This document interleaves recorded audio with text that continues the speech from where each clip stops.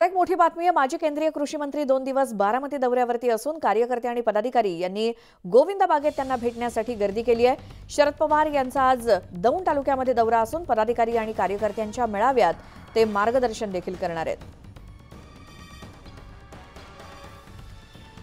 तर आज बारामती दौऱ्यावरती आहेत शरद पवार आणि गोविंद बागेमध्ये कार्यकर्त्यांनी गर्दी केली आहे शरद पवार यांना भेटण्यासाठी।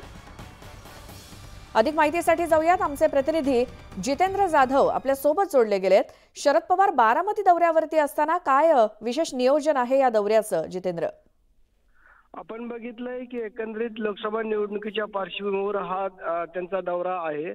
आपण काल जे शिवसेनेचे पदाधिकारी आहेत 6 विधानसभा तालुक्यामध्ये जे काही शिवसेनेचे अध्यक्ष उपाध्यक्ष आणि त्यांचे जे कार्यकर्ते होते, सचिन आयर असतील, जिल्हा प्रमुख असतील, अशांचा संयुक्त मेळावा काल शिवसेनेचा पार पडला। त्या मेळाव्यात देखील शरद पवार यांनी मार्गदर्शन केलेलं आहे।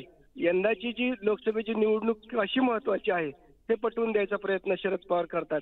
आज ते सकाळी 11 वाजता दौंडच्या दौऱ्यावर निघणार आहेत। त्या ठिकाणी ख्रिस्ती धर्माच्या बांधवांना देखील मार्गदर्शन करणार आहेत आणि दिवसभर कार्यकर्ते असतील, पदाधिकारी असतील यांची मजबूत बांधणी करण्याचा प्रयत्न शरद पवार करणार आहेत। त्यांच्याबरोबर खासदार सुप्रिया सुळे देखील असणार आहेत आणि उद्या शरद पवार बारामती तालुक्यातील दुष्काळी भागाचा दौरा करणार आहेत। शेतकऱ्यांशी ते संवाद साधणार आहेत। नक्की ग्रामीण भागामध्ये पाण्याची काय परिस्थिती आहे, विहिरींनी